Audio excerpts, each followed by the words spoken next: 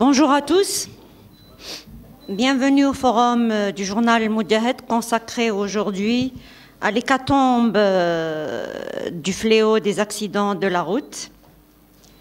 Et pour débattre de ce fléau, nous avons le plaisir de recevoir le directeur de la délégation à la sécurité routière, M. Ahmed Naït El-Hussein. Monsieur Naït El-Hussein, bonjour, merci d'être parmi nous ce matin. Bonjour, je vous remercie pour l'invitation. Avec plaisir. Nous allons essayer avec notre invité de comprendre les raisons de la recrudescence des accidents de la route dans un pays où la réglementation routière est réputée pour son aspect répressif. Nous allons aussi identifier, analyser et quantifier les dysfonctionnements caractérisant les stratégies autour de la sécurité routière. Avant d'aller au détail, nous allons permettre à M. Naït El-Hussein de faire une communication et nous entendrons les débats juste après. M. Naït El-Hussein, à vous la parole. Je vous remercie. Bon, au tout début, nous allons clarifier un petit peu la situation en matière de sécurité routière, notamment durant les 5 premiers mois de l'année 2024. Il y a énormément de chiffres qui sont annoncés par les différents partenaires et des fois, c'est-à-dire les citoyens se perdent dans ces chiffres puisqu'on annonce des chiffres par rapport au centre de compétences de la gendarmerie nationale, de la police nationale, de la protection civile, etc. Mais ce que je vais vous remettre aujourd'hui comme données, c'est les données nationales, c'est-à-dire toutes les données recueillies par les différents services sont compulsées dans ce rapport. C'est un rapport qui rassemble l'ensemble des données statistiques des différents services. Au cours de l'année 2024, c'est-à-dire les 5 premiers mois de l'année 2024, nous avons comptabilisé au niveau de la délégation nationale à la sécurité routière près de 11 162 accidents corporels, à l'issue desquels nous avons déploré le décès de 1446 personnes, c'est-à-dire des décédés soit sur le lieu de l'accident, soit à l'issue des évacuations. Il y a aussi 14 852 personnes blessées durant cette période. Comparativement avec les 5 mois de l'année 2023, il y a une légère hausse des indicateurs, 7% pour les accidents corporels, 3% pour celui des décès et aussi 5% pour celui des blessés. Dans ce bilan, il y a des tendances lourdes qui se dégagent. Tout d'abord, l'implication des jeunes de moins de 29 ans.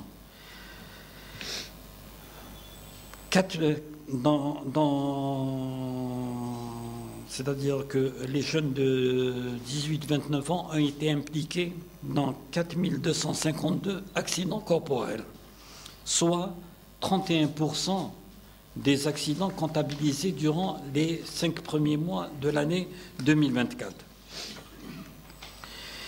Ils sont également surreprésentés dans les victimes des accidents. 613 jeunes de moins de 29 ans ont perdu la vie durant ces 5 premiers mois de l'année 2024, soit 42,39% des décédés. Il y a 8093 jeunes de moins de 29 ans qui ont été blessés, soit presque 55% des blessés comptabilisés durant cette période. Et on a généralement tendance à focaliser sur le nombre de décès. Mais derrière les blessés, il y a des tragédies aussi. Absolument. Il y a des espoirs qui sont anéantis.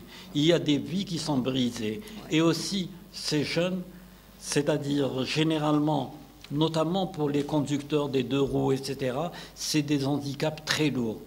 C'est-à-dire que la personne va être à la charge de sa famille tout au long de la vie et aussi à la charge de l'État, parce que derrière ces chiffres aussi, il y a une facture matérielle qui est exorbitante. La dernière la dernière étude en date qui a été réalisée par le laboratoire de transport et logistique de l'université de Batna avait situé, c'était en 2016, et c'était une étude qui avait été commandée par le Centre national de prévention et de sécurité routière à l'époque, c'est-à-dire avant la création de la délégation. Elle avait situé l'incidence et la facture de l'insécurité routière à 100 milliards de dinars. Les éléments constitutifs du coût en 2016 ont peut-être doublé sous l'effet de l'inflation, etc.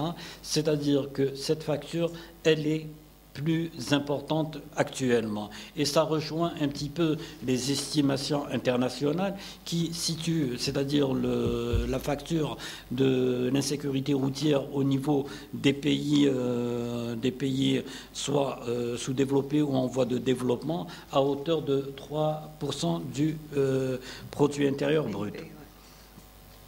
Il y a également dans les tendances lourdes de ce bilan la prédominance des titulaires de permis de conduire de moins de 5 ans et de moins de 2 ans aussi, c'est-à-dire que les titulaires de permis probatoires. Ils ont été à l'origine de 41,92 accidents, c'est-à-dire le pourcentage par rapport à l'ensemble des accidents survenus durant les 5 premiers mois de l'année 2024, soit 5767 accidents ont été causés par des conducteurs qui disposaient d'un permis de moins de 5 ans.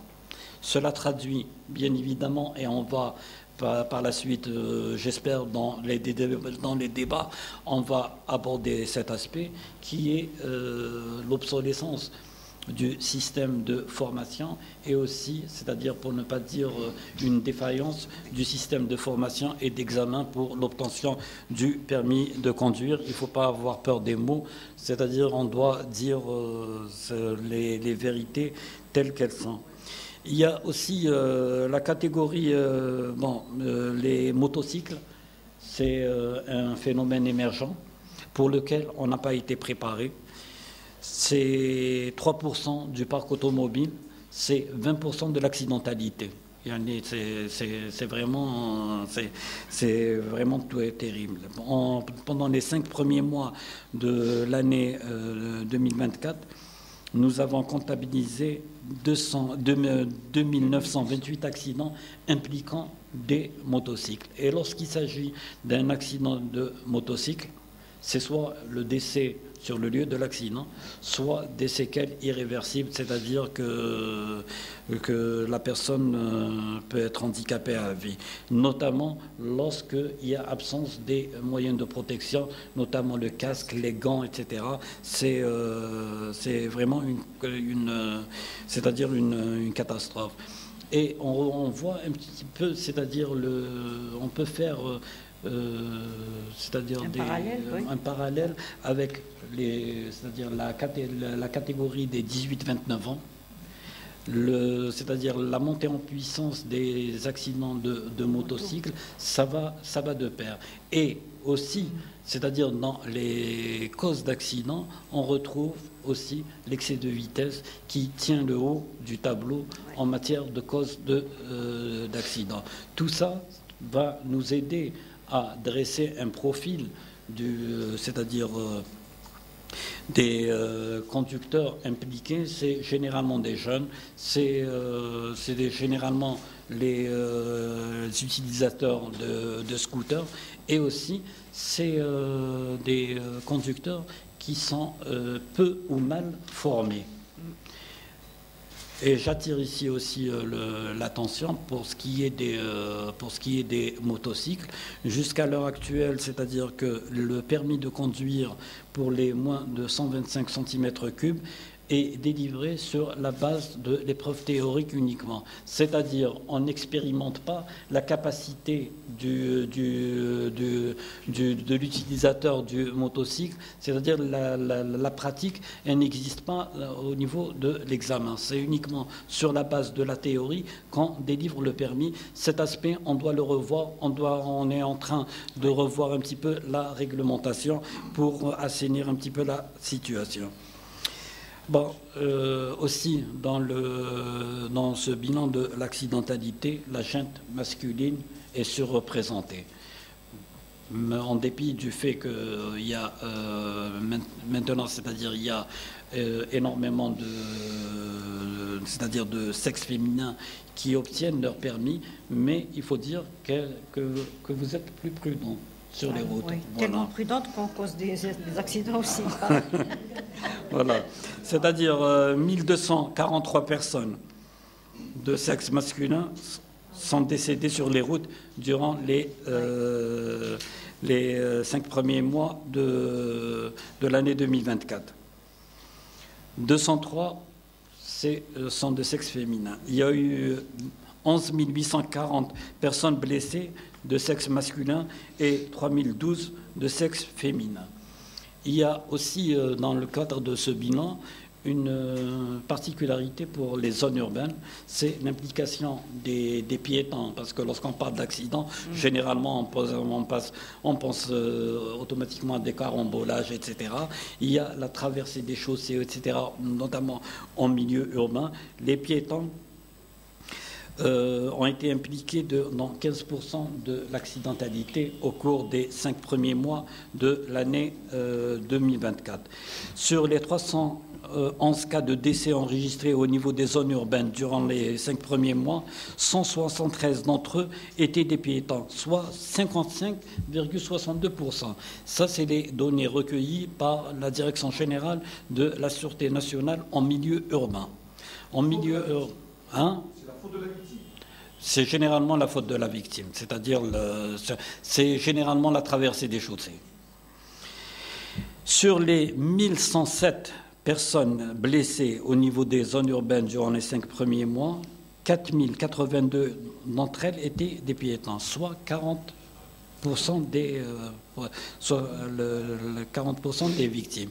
Pour ce qui est des wilayas les plus exposés, c'est-à-dire pour les journalistes ici présents, il y a le document, la synthèse du bilan des 5 premiers mois vous sera remis. La wilaya qui tient le haut du tableau durant ces 5 premiers mois, c'est la wilaya d'Oran, avec 512 accidents corporels. En deuxième position, on a la wilaya d'Alger avec 496 accidents. Mais là, il faut rapporter tout ça, c'est-à-dire au réseau routier, c'est les plus grandes wilayas du pays, Alger et Oran. Il y a aussi l'importance du parc automobile. Il y a aussi l'importance de la population flottante qui passe par ces wilayas. C'est la raison pour laquelle elles tiennent le haut du tableau en matière d'accidents. Pour ce qui est des journées et des heures les plus accidentogènes, c'est les mercredis et jeudis. Mercredi et jeudi, c'est les journées les plus accidentogènes au cours de la semaine. Le jeudi, c'est compréhensible, c'est-à-dire parce que c'est le départ en week-end, c'est généralement, il y a une très forte mobilité durant ces journées. Le vendredi, c'est la journée la plus... Tout le monde est chez soi. Tout le monde est chez soi. Et on aurait aimé que ce soit tous les jours le vendredi, parce que c'est la journée la plus sûre de la semaine. Le vendredi, il n'y a pas de déplacement et c'est la journée la plus... la tranche horaire, c'est entre 18h et minuit. C'est la tranche horaire la plus accidentogène. Pourquoi ? On revient aussi... C'est-à-dire, de là, on revient aux causes des accidents. La première cause, c'est l'excès de vitesse. À partir de 18h, il y a une fluidité du trafic qui permet justement à des gens, bien sûr, à des conducteurs un petit peu inconscients, de pratiquer ces vitesses. Et ça se solde généralement par des accidents corporels. J'arrive, c'est-à-dire à la fin de ce petit bilan, de cette synthèse. Bon, la tranche d'horaire comprise entre minuit et 6 heures, bon, c'est la plus sûre. Bon, pour ce qui est des infractions et aussi des comportements générateurs d'accidents, on a l'inobservation bon, bien sûr, la baisse de vigilance des conducteurs, notamment en milieu urbain, qui a causé 1598 accidents. Mais lorsque on parle de baisse de vigilance, soit c'est généralement la somnolence, soit c'est l'utilisation des téléphones portables, etc., la distraction du conducteur, qui a été à l'origine de 1598 accidents. Juste derrière, c'est l'excès de vitesse, 1357 accidents, soit un taux de 12,16% des causes de la sinistralité. L'imprudence des piétons, justement, qu'on en parlait, elle a été à l'origine de 790 accidents, soit 7% de l'accidentalité. Ces trois facteurs uniquement, c'est la baisse de vigilance, l'imprudence des piétons et l'excès de vitesse, constituent presque 34% des causes de l'accidentalité durant les 5 premiers mois de l'année 2024. Je vous remercie pour votre attention et on va, c'est-à-dire, aborder les débats. Merci, Monsieur Naït Hossein. Des chiffres glaçants. Oui. Une hausse de 8% de 7% par rapport aux accidents et de 5% par rapport aux décès. Ma première question, Monsieur Naït Hossein, qu'est-ce qui manque d'être fait pour freiner ces drames sur nos routes? Qu'est-ce qu'on n'a pas fait pour réduire ces accidents? Oui. Bon, c'est-à-dire que le travail qui se fait actuellement, le travail en matière premièrement, de prévention et de sensibilisation, est en deçà de ce qui doit être fait. C'est la raison pour laquelle nous comptons, c'est-à-dire créer une dynamique au sein de la société civile, au sein aussi des entreprises, parce que la sécurité routière en entreprise est très importante et les entreprises sont pourvoyeuses d'un grand trafic routier, puisque l'essentiel du transport s'effectue par route. Il y a cet aspect prévention et sensibilisation qui doit être renforcé et qui doit être renforcé aussi avec l'implication bien sûr, des organes de presse, de la radio, de la télévision, etc., pour arriver à une modification, c'est-à-dire pérenne, des comportements. Parce que la répression, elle modifie les comportements sur place, c'est-à-dire à la vue d'un barrage, à la vue d'une patrouille, etc. On essaye d'adapter notre comportement, mais ce qu'on désire, c'est justement inculquer cette culture d'éducation routière. Il faut arriver à un changement de comportement de manière permanente chez les usagers de la route. Il y a un aspect aussi qui doit être rapidement pris en charge, et c'est au regard de ces statistiques, c'est la formation et les examens pour l'obtention du permis de conduire. Il y a du nouveau dans ce chapitre, je crois, M. Naït Hossein. Bien évidemment. C'est-à-dire, au regard des statistiques, on constate qu'il y a une défaillance du système de formation et une défaillance du système d'examen. Monsieur le ministre de l'Intérieur vient de signer un arrêté, c'est-à-dire au mois de mars, pour le nouveau programme de formation. On a introduit de nouveaux axes dans ce programme de formation, notamment la conduite défensive, le secourisme, etc. On a enrichi, on a augmenté également les heures de formation. Au lieu de 25 heures, c'est devenu 30 heures. Mais il faut veiller justement à ce que ces 30 heures de formation au niveau des auto-écoles soient effectives. Et efficaces aussi. Et là, sur aussi instruction de Monsieur le ministre, il fallait aller impérativement vers la modernisation de ce système.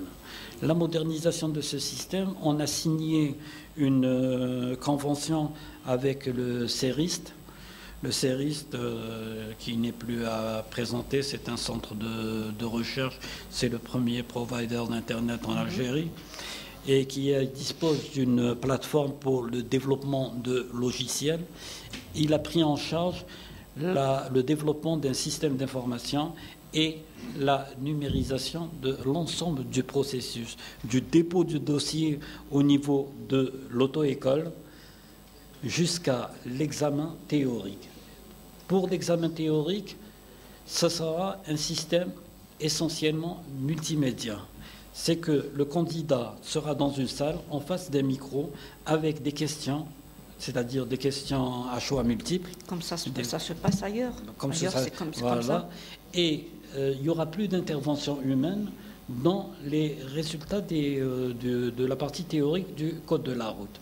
Ça va obliger les auto-écoles à élever leur niveau en matière de formation, et aussi ça va donner plus de crédibilité au permis de conduire. Ça, c'est la partie théorique. Très bien.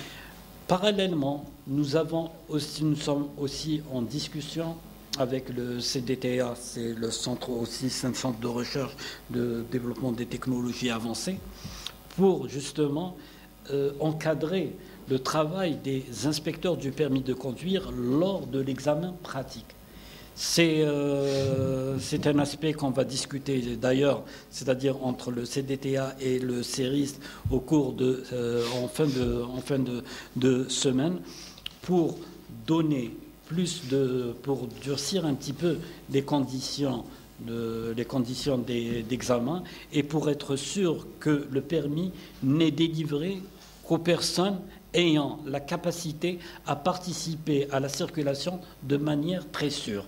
C'est un aspect très très important lorsqu'on regarde un petit peu les statistiques des accidents. Lorsqu'on parle de 40% des conducteurs impliqués qui disposent d'un permis de moins de 5 ans, on constate un petit peu l'ampleur de la défaillance en formation. De la formation. Et pour ce qui est, c'est-à-dire pour juguler un tant soit peu ce phénomène, il y a aussi des propositions qui ont été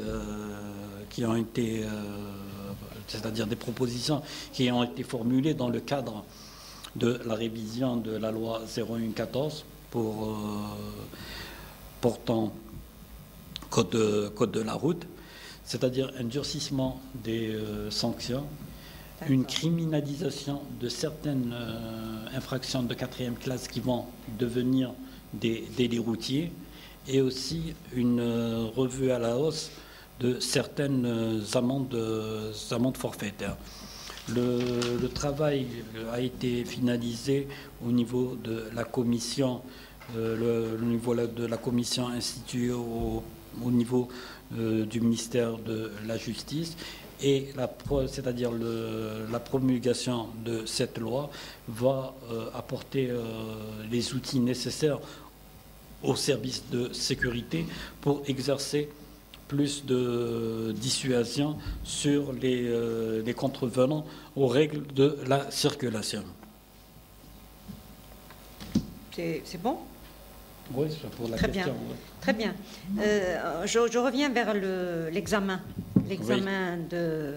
du code. Oui. Il va y avoir vous allez exercer une surveillance sur les examinateurs, les inspecteurs.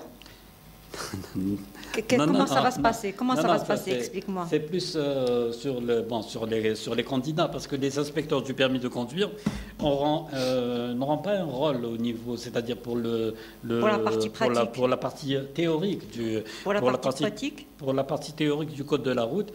C'est-à-dire que les candidats vont se présenter dans une salle. Oui, salle avec c'est clair. C'est-à-dire des questions aléatoires. Pour ça, nous avons déjà réalisé au niveau de la délégation plus de 1000 questions illustrées. D'accord. Et c'est des questions avec des photos qui ont été prises ici en Algérie, c'est-à-dire pour la signalisation, les priorités de passage, etc. Et là, ça sera bien sûr des salles équipées de caméras, etc., au niveau des centres d'examen relevant de la délégation nationale à la sécurité routière. Pas d'intervention humaine dans ce chapitre. Pas d'intervention humaine au niveau de ce chapitre. Très bien. Et pour la partie pratique, on est en train le CDTA nous a proposé un système, c'est-à-dire avec tablette, etc., avec bien sûr enregistrement avec caméra, etc., pour donner pour aider l'inspecteur du permis de conduire, c'est-à-dire ça sera une aide à la décision pour l'inspecteur et aussi un moyen de contrôle pour la hiérarchie. Oui, ça va aussi permettre de ne pas aller vers les... Voilà. Et dans le cadre de système, qui se donnent comme ça sans... Et dans le cadre de le système d'information ne se limite pas uniquement aux examens. C'est aussi un outil qui est offert aux auto-écoles pour gérer les dossiers des candidats, pour suivre un petit peu c'est-à-dire tout le processus, etc. Et ça va leur permettre aussi de voir les points d'amélioration qui peuvent être opérés. Lorsqu'il y a des échecs, on va identifier avec précision et on va leur fournir avec précision les causes d'échec de leurs candidats. S'ils ont échoué dans les priorités de passage, dans la signalisation, etc. Ça va être des indicateurs aussi pour les auto-écoles. Et ce travail, on le mène, il faut le préciser, en collaboration avec... le CERIST. Oui, le CERIST. Et aussi, on a mis à contribution les syndicats d'auto-école et les représentants des moniteurs, les représentants de toute la corporation pour qu'il y ait consensus autour de ce système. Et quand est-ce qu'on aura l'application de ce système à peu près ? Dans le cadre de la convention qui a été signée avec le CERIST, ça sera à la fin décembre 2024. C'est-à-dire qu'on pourra opérer les premiers bancs. On va commencer à une échelle réduite pour la maîtrise du système. Ça sera des wilayas pilotes qui vont être choisis au niveau des 4 régions du pays. 4 wilayas. Oui, dans wilayas représentatives de chaque région, c'est-à-dire une au niveau de l'Est, l'Ouest, le Centre et le Sud. Très bien. Bien, je prends les questions si mes consoeurs et mes confrères ont des questions. Pas encore. Allez-y. Le micro, Zaki. Zaki.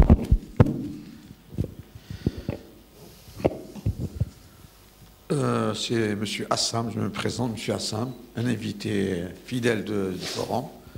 Moi, je serais intéressé par le devenir ou le sort de la mise en place des mouchards au niveau des véhicules, particulièrement le poids lourd. Je crois que ça, au début, il y avait une bonne initiative et c'est passé sous silence. On n'a pas d'informations. Pas d'informations, je crois que bon nombre d'engins ou de matériel roulant en sont dépourvus. Je vous remercie. Oui. C'est une très bonne question parce que c'est-à-dire le mouchard ou le chronotachygraphe est le seul outil qui permet aux services de sécurité d'exercer un contrôle sur les chauffeurs professionnels, notamment le transport de marchandises et le transport de voyageurs. Lorsqu'il y a un accident impliquant un véhicule de transport de voyageurs ou de marchandises, généralement c'est une hécatombe. Pour la question liée au chronotachygraphe, bon, c'est un dossier qui est toujours pris en charge par le ministère des Transports, voilà. Le ministère des Transports, et je ne peux pas me prononcer sur l'état d'avancement de ce projet parce que je l'ignore totalement. Hein. C'est pour être sincère, c'est-à-dire que l'état d'avancement du projet, il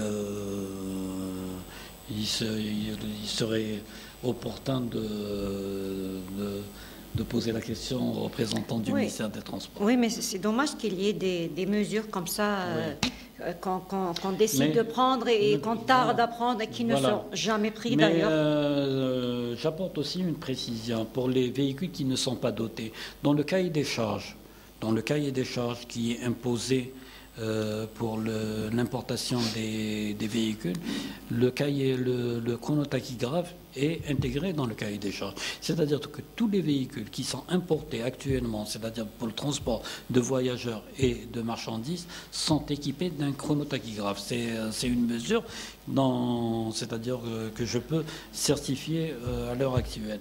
C'est-à-dire pour le choix de la clé de chiffrement, est-ce que ça va être une clé de chiffrement? Parce que c'est des choix un petit peu stratégiques. C'est-à-dire la clé de chiffrement pour la lecture des données, etc. Est-ce que on va opter pour une clé de chiffrement nationale, c'est-à-dire qui va permettre uniquement aux services de sécurité de contrôler ces véhicules, ou bien une clé de chiffrement internationale, et là on doit aller vers des accords internationaux, c'est-à-dire pour le transport en dehors des frontières nationales, etc. Là, je pense que c'est des questions stratégiques qui sont toujours en débat au niveau du ministère des Transports. Justement, la prise en charge de la sécurité routière dépend de plusieurs secteurs. Oui. Et malheureusement, on voit qu'il n'y a pas de synergie entre les différents secteurs. Pourquoi, Monsieur Naïl Hussein? Justement, c'est-à-dire l'objectif derrière la création de la délégation nationale à la sécurité routière. Au départ, il y avait la mission de sécurité routière était menée de manière parcellaire par différents établissements publics à caractère administratif. Il y avait le Centre national de prévention de sécurité routière qui s'occupait plus des aspects liés à la prévention, la sensibilisation, etc. Il y avait d'un autre côté le Centre national des permis de conduire qui s'occupait de la formation et des examens. Dans le cadre de la réforme qui a été initiée par le ministère de l'Intérieur, c'était justement la création de cette délégation nationale à la sécurité routière. C'est-à-dire ce modèle d'organisation obéit à des recommandations internationales en matière d'organisation. Lorsqu'on revient un petit peu au plan pour la décennie d'action pour la sécurité routière mondiale, ils invitent les États membres à créer une structure leader en matière de sécurité routière et une structure suffisamment financée pour mener cette politique. Sur le plan de l'organisation, la délégation nationale n'a rien envié aux structures existantes dans les différents pays, notamment en termes de prérogatives. On ne peut pas détenir toutes les prérogatives en matière de sécurité routière. C'est une matière transversale qui implique énormément de secteurs. Absolument. Mais c'est de détenir l'essentiel de ces missions de sécurité routière, notamment dans tout ce qui a trait à la prévention, la sensibilisation, la formation et les examens du permis de conduire. Et lorsqu'on prend en charge une mission, il faut, c'est-à-dire convenablement la prendre en charge. Justement, c'est la vision du ministère de l'Intérieur et c'est le motif de la réforme qui est actuellement engagée pour la révision de l'ensemble du système de formation et d'examen. Il y a aussi l'aspect lié à la sanction, c'est-à-dire la répression des infractions au code de la route, puisque la délégation détient de larges prérogatives étant le service utilisateur du système du permis à points et aussi dans la perspective de mettre en place un système automatisé de sanctions qui va relever également des attributions de la délégation nationale à la sécurité routière. C'est une réforme qui a tardé à se concrétiser parce qu'il faut savoir qu'on est aussi passé par une période un petit peu délicate pendant c'est-à-dire la pandémie, etc.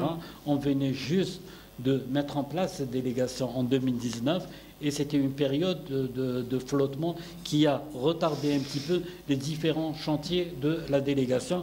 Mais soyons sûrs que monsieur le ministre de l'Intérieur et des collectivités locales, c'est-à-dire tient énormément à ce projet et tient énormément aussi à moderniser tous les outils, que ce soit de formation, que ce soit de constatation et de contrôle des infractions de la route. Il y a une volonté politique pour lutter contre ce phénomène et cette volonté va, c'est-à-dire produire ses fruits dans un avenir proche, Inch'Allah. Inch'Allah. On prend des questions? Oui. On s'est présenté, on se connaît. Donc, il y a cette idée reçue chez certains automobilistes que ça n'arrive qu'aux autres. Oui. Donc à partir de ce postulat, celui qui passe devant un accident, il dit bon, chauffeur, il accélère. Et donc, alors la question, est-ce que les campagnes de sensibilisation sont, je ne vais pas dire monotones, mais répétitives? Il y a des redondances. D'aucuns pensent que les campagnes doivent être agressives. Il faut choquer. On a commencé à le faire ici en Algérie. L'autoroute qui mène vers Zeralda, à un certain moment, il y avait une carcasse de voiture avec un comment on appelle ça? J'allais dire un pantin. Non, oui. Un mannequin maculé de ça choquait. Mais il faut que ça soit comme ça tout le temps. Percutant. Je vais vous donner l'exemple de l'Angleterre. Ils ont été jusqu'à, vous allez sourire peut-être, jusqu'à mettre sur les toisons des moutons, en pleine campagne, des petits slogans, boire ou conduire, etc. Donc, ils ont été jusqu'à peinturer les moutons. C'est une petite digression, mais je vais aller à l'essentiel. J'ai 2 ou 3 questions, mais j'en ai beaucoup. J'espère que vous les lirez dans mon prochain article, comme je vous ai promis tout à l'heure. Donc, la délégation à la sécurité publique tire un petit peu sa substance de la stratégie arrêtée par le gouvernement. Est-ce que celle-ci s'articule en ce moment sur le tout répressif avec la criminalisation de certains délits? On l'a vu, hein. Le Barah, par exemple, il y a eu 4 imams qui sont morts sur la route. Oui. Et les fauteurs, ceux qui ont causé la route, ont été écroués en attendant l'enquête. Donc, est-ce que cette stratégie s'articule autour du tout répressif ou bien on va vers le préventif, etc. Donc, c'est la première question. Deuxième question. Je peux répondre au fur et à mesure. C'est comme vous voulez. Ouais. On le laisse répondre. En matière, justement, je reviens sur la même question, en matière de sensibilisation. Oui. Est-ce que vous avez un outil d'évaluation au niveau de la délégation pour savoir si cette sensibilisation donne de l'impact ou pas? Oui, très bien. Pour ce qui est de... Vous avez parfaitement raison. Pour ce qui est de... C'est-à-dire, il y a le modèle anglo-saxon pour la sensibilisation qui est très choquant. Et on s'est appuyé sur ça justement pour mettre le véhicule accidenté sur le tronçon de... C'était du temps du Centre national de prévention de sécurité routière et c'était notre initiative pour la mise en place de cet accident. Figurez-vous, parce qu'on a c'est-à-dire établi des données, parce que c'était un fortement accidentogène. Il y avait quotidiennement un accident corporel de la circulation au niveau de cet axe. Depuis la mise en place de ce véhicule, la sinistralité a baissé considérablement au niveau de cet axe. Mais, en parallèle, il y a eu, c'est-à-dire des gens qui ont été choqués par le... C'est bien. Voilà, c'est ça, c'est... Voilà. C'est bien de choquer, il faut choquer. Des gens qui étaient contre, c'est-à-dire le... Et on a été... Ça dérangeait, oui, ça dérangeait. Ça dérangeait. Bon, pour nous, c'était... Pour nous, c'est-à-dire au départ, le projet, c'était que ce véhicule soit placé de manière itinérante au niveau de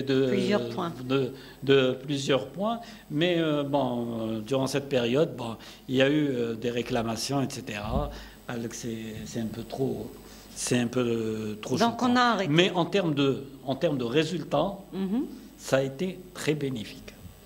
Ça a été très bénéfique et c'est-à-dire on a pu le vérifier sur la base des données. Donc on ne travaille plus en termes de résultats apparemment, puisque les résultats étaient positifs, mais on ne répète pas l'opération parce que ça dérange. Non, parce qu'il y a C'est eu quelque aussi, part, c'est-à-dire on doit ménager aussi, c'est-à-dire voilà. Oui, mais on ménage et en même temps on compte nos morts. Donc Il y avait des enfants dans les véhicules, Oui. on a vu de l'avenir, ça pouvait les traumatiser. ben, c'est Voilà. bien, comme ça, quand ils seront grands, ils ne vont pas faire d'excès de vitesse. C'est ça, des campagnes, donc je voulais en dire, Oui, des campagnes assez, qui se sans répétition. oui, On a l'impression Oui, de redondance. oui. oui. Et puis, C'est-à-dire on a essayé de, non, mais c'est-à-dire on a essayé, oui, à travers des spots, des spots audio, des spots télé, etc. Bon, c'est le seul moyen en matière de sensibilisation. Mais on a essayé de diversifier un petit peu. Si vous voyez un petit peu les spots, on a fait appel à des professionnels, à des professeurs. Le professeur Kara, au niveau des urgences de l'hôpital Mustapha, qui a fait 3 spots télévisés qui sont en train d'être diffusés. C'est le vécu de ce professeur. Mais aussi, la sensibilisation, c'est aussi l'image, monsieur. Pas seulement le spot, c'est l'image. Et on ne voit pas beaucoup d'images, les campagnes de sensibilisation. Justement, là, c'est... le poids des mots, Voilà. le choc des photos. Voilà. Ouais. Bon, mais ils ont choisi le choc des photos, ça n'a pas plu. Ouais. Voilà, c'est-à-dire pour faire passer les messages, etc. Des fois, peut-être qu'on n'est pas prêt pour, c'est-à-dire ce modèle de sensibilisation. Et quand est-ce qu'on sera, parce qu'il est, c'est-à-dire c'est un modèle qui est adopté par les pays anglo-saxons. Et quand est-ce qu'on sera prêt, monsieur Naït El-Hussein, jusqu'à ce que les morts triplent et quadruplent? On va prospecter, on va tenter d'autres expériences similaires. Ouais. Pour choquer un petit peu et frapper les esprits. Absolument. Ouais. Oui, allez-y, une deuxième question. Donc, formation à l'avenir, avec introduction de l'outil didactique, etc. Ça suppose que, Tannick, les auto-écoles doivent s'adapter. Nouveau plan de charge et surtout investissement. J'en ai entendu quelques-uns, notamment le représentant syndicat, que c'est beaucoup d'argent. On n'arrivera pas. Donc, qu'est-ce que ça veut dire? Ça veut dire que beaucoup d'auto-écoles vont fermer parce qu'elles ne pourront pas s'adapter au nouveau système. Est-ce que vous croyez que... Bon, sinon, comment ça va se faire? Non, Je me fais le défenseur des auto-écoles. Il n'y a pas de souci. Justement, on a eu l'occasion de discuter avec les auto-écoles. C'est vraiment à la portée de n'importe quelle auto-école. Il n'y a aucun investissement. Est-ce que maintenant, c'est-à-dire au niveau d'une activité, on n'a pas une connexion Internet? Oui, je pense que c'est maintenant vulgarisé. Voilà. C'est-à-dire avec un simple smartphone. D'accord? On peut se connecter à la base de données et renseigner c'est-à-dire les données du candidat et les transmettre à la délégation. C'est tout ce qui... c'est comme investissement, c'est un micro-ordinateur et une connexion Internet. C'est ce qu'on demande aux auto-écoles, c'est tout. Est-ce que ça, c'est un lourd investissement? Une auto-école qui ne dispose pas d'un micro-ordinateur, c'est vraiment très rare. C'est un outil indispensable. On ne va pas investir dans un micro. Il est déjà là, normalement. Ce n'est pas possible. C'est-à-dire d'avoir des candidats et de ne pas avoir un micro-ordinateur au niveau de l'auto-école. Oui. S'il vous plaît, mesdames, on entend un bruit. C'est-à-dire, je rassure tout le monde, il n'y a aucun investissement. Peut-être qu'il y a, une résistance au changement. Oui. Parce que la situation actuelle plaît à certaines parties. C'est-à-dire, heureusement que c'est une minorité qui profite de ce système. Oui. D'accord? Et rien ne peut empêcher le processus de modernisation. On le fait en concertation avec les syndicats, on le fait en concertation avec les professionnels, mais il faut aller de l'avant. On doit moderniser et on doit passer à autre chose. Parce que le système actuel se solde par des drames. Absolument. Voilà, c'est tout. Qu'en est-il on prend dans le même sens? Dans le même sens. Je termine. Je prends d'abord une autre question, après je reviens vers toi. faut pas monopoliser. Oui, bonjour. Donc, si je comprends bien, la modernisation du système ne peut pas être un prétexte pour augmenter les prix du permis de conduire. Ouais. Ça ne peut pas être un prétexte. Ça ne peut pas être un prétexte. Et en plus, c'est-à-dire, on est en train de préparer des textes pour plafonner, justement. D'accord. C'est une activité réglementée. Et le système actuel a permis des pratiques qui sortent un petit peu de l'entendement. Lorsqu'on parle de permis assurés avec des remises, etc., c'est une activité, on est face à une activité réglementée. Les prix doivent être fixés et applicables au niveau de l'ensemble des auto-écoles. La concurrence doit être loyale. La concurrence doit être établie sur la base des résultats. Et justement, ce système d'information qu'on va adopter va permettre aux citoyens de choisir son auto-école en fonction des résultats qui sont visible sur le site de la délégation nationale à la sécurité routière. Donc vous allez faire un classement des auto-écoles, M. Naït Hussein? Le classement des résultats. C'est comme le baccalauréat, c'est un examen. Très bien. C'est un examen. Le taux de réussite de chaque auto-école peut être visible par les citoyens. Je choisis une auto-école qui va me garantir un taux de réussite. Et là, pour avoir ce taux de réussite, il n'y a plus de clientélisme, il n'y a plus de copinage. C'est un système, c'est un logiciel qui donne les résultats.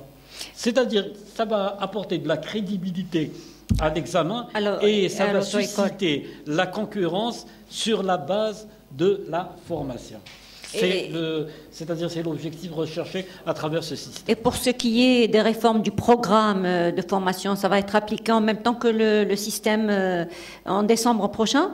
Bon, la réforme du système du programme. La réforme du système du programme de formation a d'ores et déjà été adoptée. C'est un préalable, justement, c'est-à-dire l'augmentation du volume horaire pour l'enseignement théorique, etc. Il a été adopté par arrêté de Monsieur le ministre, signé au mois de mars. C'était un préalable, justement, pour le passage au système d'examen multimédia. Donc c'est appliqué, le programme, il est en cours d'application. Bien sûr, on est en train de mettre les outils d'application. Parce qu'il faut des manuels, on est en train de préparer tout ça pour être au rendez-vous lorsqu'on va lancer le système multimédia à la fin de l'année 2024. Très bien. On change de sujet, Monsieur Naït Hussein, on va parler du permis à points. Oui. Qu'en est-il du permis à points qui traîne? Qu'est-ce qui se passe? Bon, pour ce qui est du système du permis à points, le système, il est d'ores et déjà mis en place au niveau de la délégation nationale à la sécurité routière. Il faut savoir que chaque permis qui est délivré, chaque permis qui est activé dans n'importe quelle commune du territoire national à l'extrême sud, lorsqu'on lui délivre son permis biométrique électronique, il est activé, il y a une occurrence au niveau de la délégation. C'est totalement automatisé. D'accord. Maintenant, qu'est-ce qu'il nous reste? Il nous reste, c'est-à-dire, c'est un contrat complémentaire avec l'imprimerie officielle qui est notre partenaire dans le cadre de ce projet. Il y a quelques modules à développer. Dans le cadre du contrat qui va être établi avec l'imprimerie officielle, il y aura un délai de 9 mois pour la finalisation de l'ensemble des modules de gestion des infractions, etc. Théoriquement, c'est-à-dire sur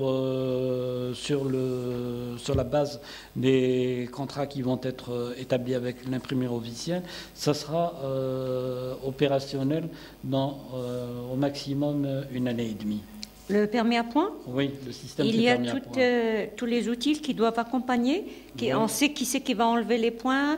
Est-ce que ça va passer par une justice? Est-ce que c'est les policiers? Tout ça a été défini par la réglementation déjà en 2017. Il y a des observateurs sceptiques qui disent que il faut passer par un système judiciaire avant de... C'est pas le policier qui va retirer le point, c'est la justice. Est-ce que on va vers ça? Non. Dans toutes les réglementations, il y a des sanctions administratives et il y a des sanctions judiciaires. Oui. La sanction administrative, justement, le système du permis à points, pourquoi il a donné des résultats dans les pays où il a été adopté? Oui. Parce que, c'est-à-dire, on vous enlève le droit à la conduite de manière administrative. C'est-à-dire, lorsqu'il y a un délit routier, Oui. la sanction est prononcée par le juge. Oui. Mais là, on vous retranche des points, on vous retranche de manière administrative jusqu'à l'épuisement du capital. Et une fois le capital épuisé, il y a une invalidation administrative. D'accord. C'est la portée, c'est-à-dire la portée coercitive du système du permis à points. Et en parallèle, il y a, elle allie une dimension répressive qui est l'invalidation du permis et une portée pédagogique. Parce qu'on peut récupérer 2 points soit par la poursuite de stages de sensibilisation, soit de s'abstenir de commettre une infraction pendant 1 année. C'est-à-dire on peut récupérer des points. Ça favorise les comportements sûrs en circulation et ça réprime, bien sûr, les comportements déviants. Si on est un contrevenant multirécidiviste, on perd son permis de conduire.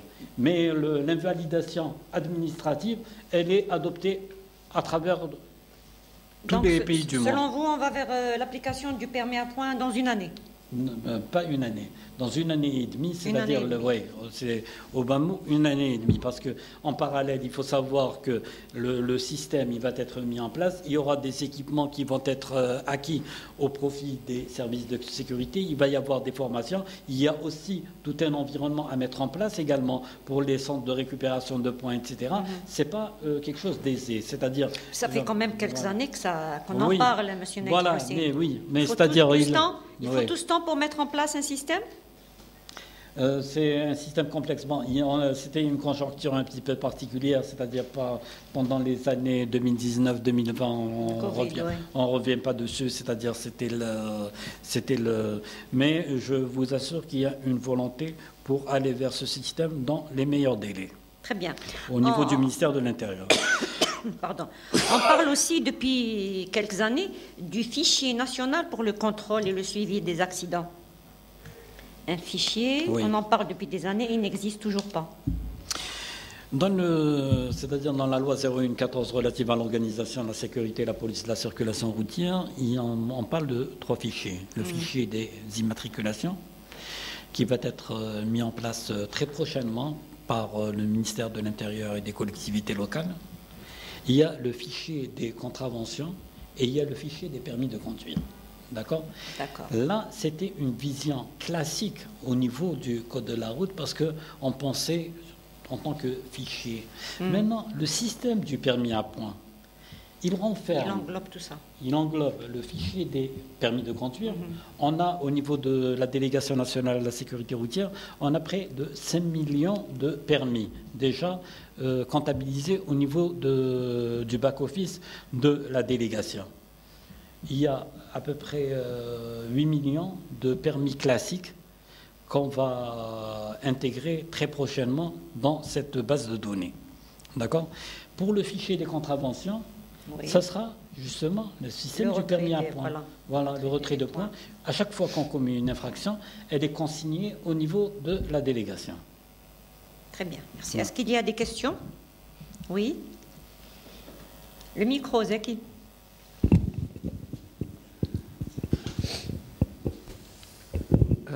Je reviens à la charge. Donc, vous avez parlé de fichiers. Moi, je voudrais bien qu'on instaure un fichier, le fichier des points noirs. Les fichiers des points noirs. Vous avez par exemple des tronçons d'autoroute qui sont mortels. Est-ce que la délégation, pratiquement là, les points noirs, c'est en fait une faute du ministère des Travaux publics. Vous avez par exemple des chaussées qui connaissent un affaissement, ou vous avez un tournant qui est mal fait, et vous avez par exemple, ça doit être au top dans le fichier des points noirs, vous avez des tronçons d'autoroute, le plus mortel. Par exemple, je vous cite l'entrée du Bahia, voilà, Oui. pour vous dire. C'est vraiment un point trop noir, je dirais. J'étais d'ailleurs avec le président d'APC, on a discuté comme ça. Il me dit, il ne faut pas t'étonner, chaque semaine, il y a pratiquement 1 ou 2 morts. D'ailleurs, lui-même, il est mort quelques temps après, au même endroit, du Bahia. Ah oui, je crois que c'est un fichier, c'est un point noir qui n'est pas ignoré par la délégation. Oui. C'est-à-dire, qu'en est-il du suivi de ces points? D'accord. Voilà. Est-ce que, par exemple, la délégation harcèle le ministère de la République pour la prise en charge de ces problèmes? Parce que pratiquement, il y a, je dirais, un abandon. Quand vous prenez l'autoroute, aéroport par Blida par l'autoroute par l'aéroport, vous avez pas mal de points noirs pratiquement mortels. Très bien, merci. On a Je vous compris. remercie. Oui, allez-y, monsieur Ney. C'est-à-dire pour d'abord statuer sur la nature, c'est-à-dire la définition d'un point noir en matière d'accident. Bon, en revenant à la définition qui a été adoptée par le Sénat, c'est le système national de collecte des données. C'est un tracé linéaire de 100 mètres linéaires, au niveau duquel se sont produits 3 accidents corporels de la circulation dans une seule et même année. Là, ça devient un point noir. Au niveau de la délégation, on recueille à travers les services de sécurité et à travers aussi la protection civile les différents points noirs répartis à travers le territoire national. On fait un plan de collecte, d'identification des points noirs. Et c'est un plan annuel qu'on transmet au ministère des Travaux publics pour engager des opérations de résorption. Il y a des rapports qui nous sont transmis par mesdames et messieurs les walis relatifs au traitement de ces points noirs. Il y a des points noirs qui nécessitent de légers aménagements, c'est-à-dire une pose de signalisation, etc. Mais il y a des points noirs qui nécessitent des travaux, c'est-à-dire de réflexion gigantesques. On prend le cas du Bahia. Le tronçon, il a été interdit aux poids lourds pendant une certaine période. Il y a eu des aménagements qui ont été opérés. Et là, après, c'est-à-dire on a réouvert aux poids lourds. Et le résultat, il y a eu une diminution relative des accidents au niveau de cet axe routier, mais ça demeure toujours préoccupant. Et là, c'est-à-dire, c'est l'attention du ministère des Travaux publics a été attirée par rapport à cette situation et également par rapport à la signalisation. On doit impérativement aller justement vers une révision de la signalisation directionnelle qui date depuis déjà plusieurs années et qui n'est pas aussi adaptée aux autoroutes, etc., parce que l'indication est très importante aussi dans la sécurité routière.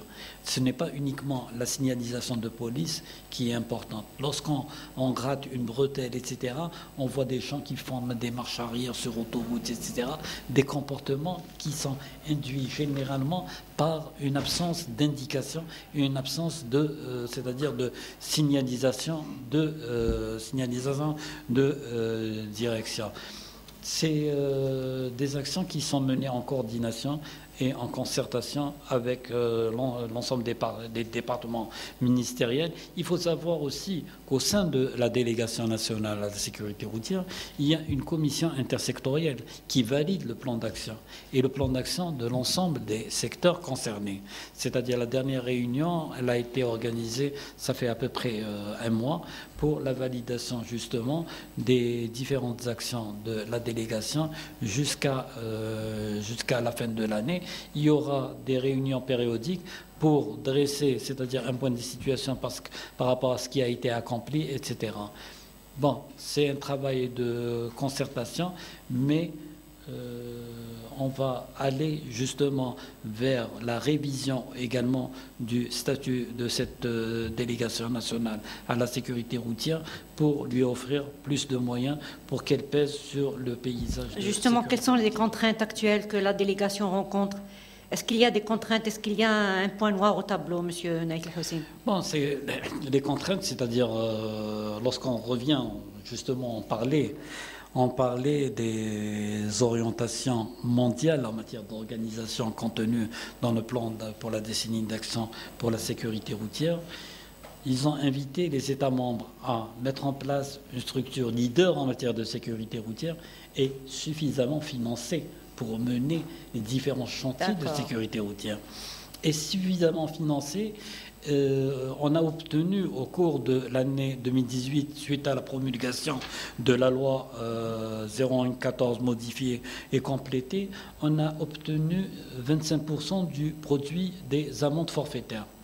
Ces 25%, on ne les a jamais, c'est-à-dire perçus, parce que le statut de la délégation actuellement ne lui permet pas justement de bénéficier de ces 25%. Quel est le statut de la délégation, M. Naïk Hossein? Un service extérieur du ministère de l'Intérieur. D'accord.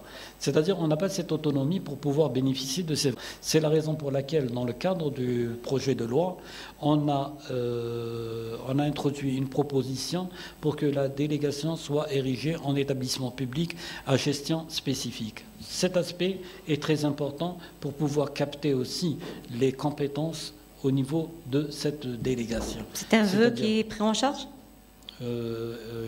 J'espère qu'il sera pris en charge. Espérons. Oui. Est-ce qu'il y a des questions encore? Je voulais juste vous dire, le micro. J'étais au 7 Petit Bazar. Ça m'a fait vraiment plaisir. Je trouve juste à l'entrée, au niveau de la réception du complexe, vous trouvez des emplacements réservés aux handicapés. Oui. Vraiment, ça m'a fait plaisir. Et je crois que c'est le seul endroit dans tout notre grand pays où on trouve des emplacements réservés aux handicapés. Pour autant, pas généralisé, mais au moins prévoir dans les grandes villes, tout ça, des emplacements pareils. Normalement, c'est obligé, mais bon, normalement, c'est une obligation. Par exemple, moi, j'ai fait un petit séminaire. En Allemagne, c'est des endroits qui sont pratiquement réservés. C'est une obligation. Et si jamais un bonhomme s'aventure à stationner, immédiatement, il est verbalisé. Absolument. Oui. Voilà. C'est un vœu aussi. C'est un vœu aussi quand... Voilà, ça relève plus des attributions du ministère des Transports, puisque c'est les plans de circulation, les plans de déplacement urbain, etc., où on doit impérativement retenir, c'est-à-dire l'accessibilité, etc., notamment pour les personnes handicapées. Très bien. Est-ce que vous êtes habilité à nous donner l'impact économique des accidents est-ce que c'est possible? Est-ce que la délégation peut le faire? Bon, l'impact économique, je vous ai parlé, c'est-à-dire de l'étude de référence qui a été réalisée et qu'on doit actualiser justement. Il y avait le professeur Boubakour, pour ne pas le citer, qui était au niveau du laboratoire de transport et logistique de l'université de Batna, qui nous a réalisé une étude en 2016 et qui situait le coût de l'accidentalité routière en 2016 déjà à hauteur de 100 milliards de dinars. Ce qui rejoint un petit peu les estimations des instances onusiennes qui situent par an, oui, 100 milliards de dinars par an. C'est dans le plan pour la décennie d'action pour la sécurité routière élaboré c'est-à-dire les instances onusiennes, il situe les pertes économiques au niveau des pays émergents, au niveau des pays en développement, à près de 3% du PIB. C'est-à-dire ça correspondait un petit peu à cette incidence de 100 milliards de dinars. Mais on doit revoir vraiment à la hausse cette facture, parce que les coûts, c'est-à-dire les éléments constitutifs du coût, comment a été réalisée cette étude? Elle a été réalisée en prenant des prix pratiqués au niveau des structures privées, c'est-à-dire une prise en charge au niveau d'une clinique pour une journée, elle coûte combien? L'appareillage, il coûte combien? Ouais. Tout ça a été pris en charge dans le cadre de cette étude. Et justement, on est en discussion avec...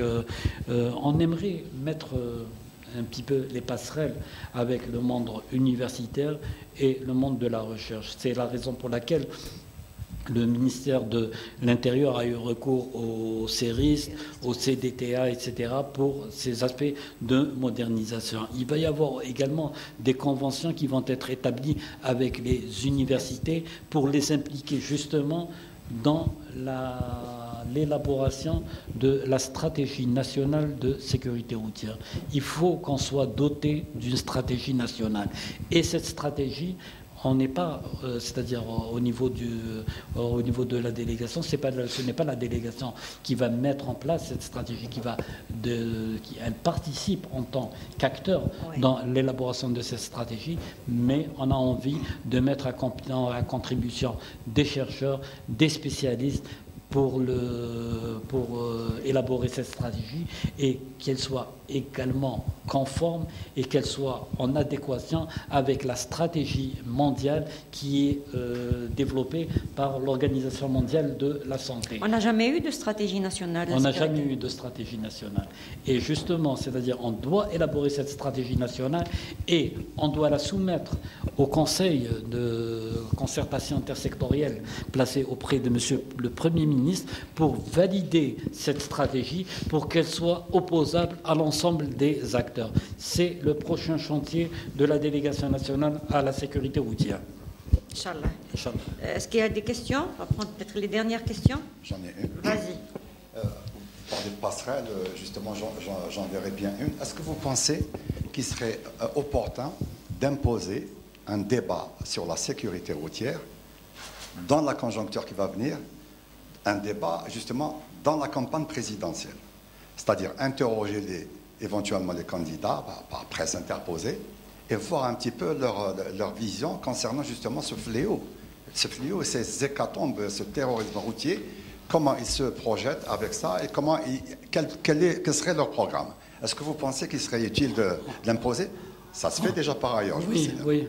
On aimerait bien que ce soit intégré dans le débat politique et le débat public. C'est-à-dire, plus on en parle, plus, c'est-à-dire, on crée une prise de conscience chez la population, chez les politiques, etc.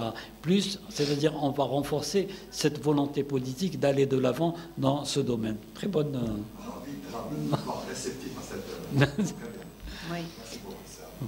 Très bien. Dans cette ère de révision et de réforme, M. Naït El-Hussein, oui. Si la délégation dispose d'un outil de prévision des accidents de la route à l'avenir, qui permettra l'adoption de mesures préventives, quel serait cet outil, M. Naït El-Hussein? Pour ce qui est de dans vos ambitions, oui, je ne dis pas qu'il existe. Non, pas dans nos ambitions, c'est-à-dire dans le réel, c'est-à-dire dans ce qui se réalise actuellement au niveau de la délégation nationale à la sécurité routière. Je vous ai dit que la collecte des données, auparavant, elle se faisait de manière disparate. C'est-à-dire la gendarmerie avait son système de collecte, la Sûreté nationale avait son système de collecte. On est arrivé pour la première fois à fédérer les deux systèmes. D'accord? C'est-à-dire à créer un outil de collecte des données, c'est le fameux SNAR.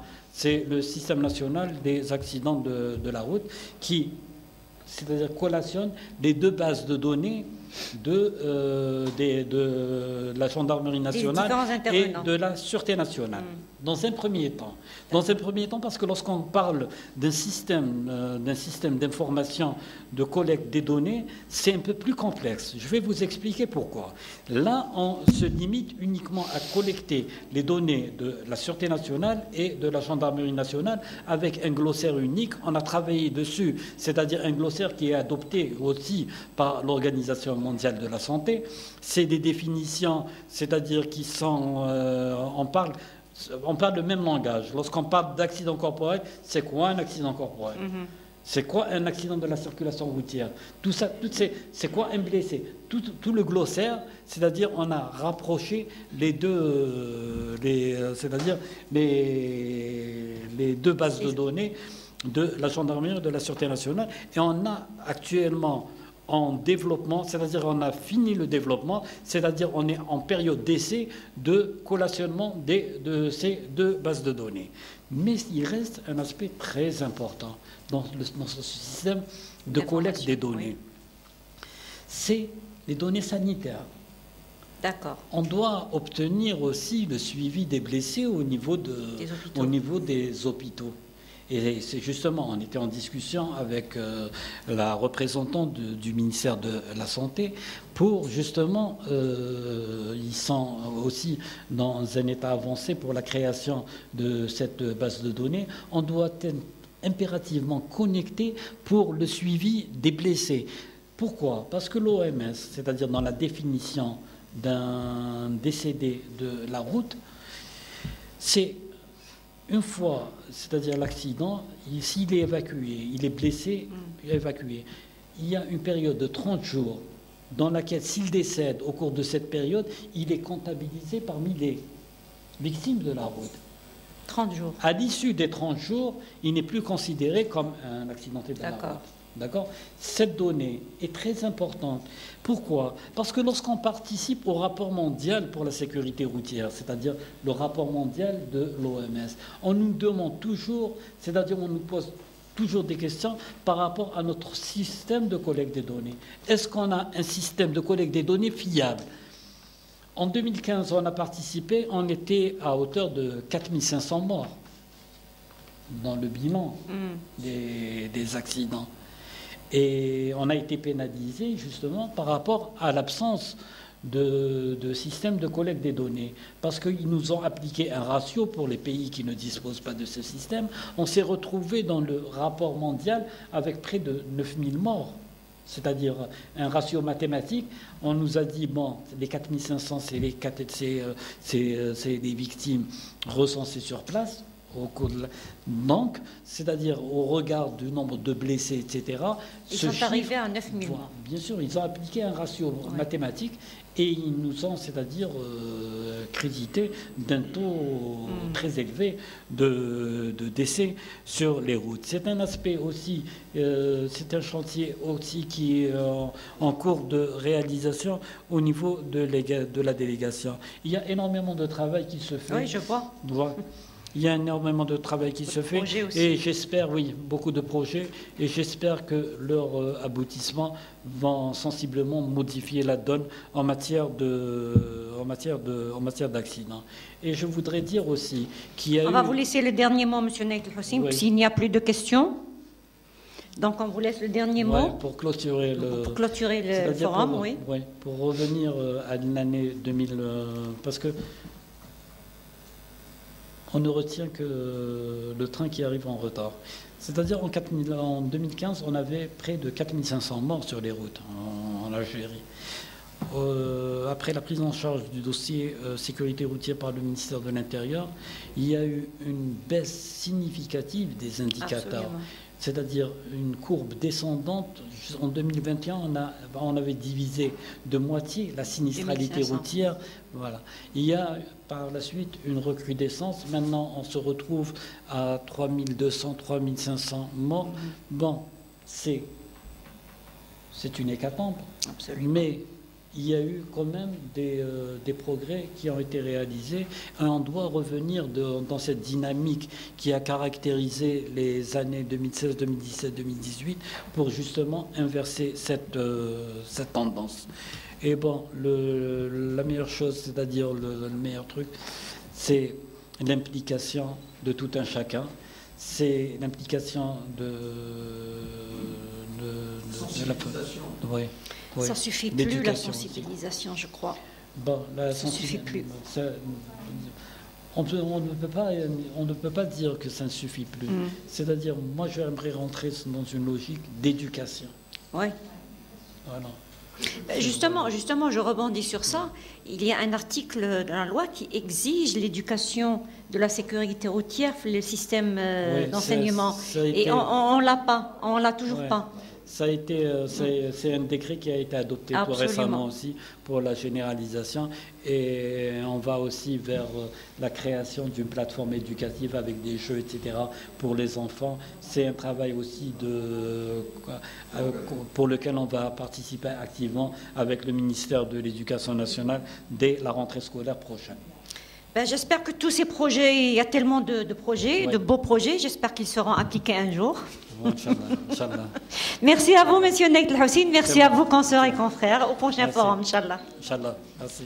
Merci.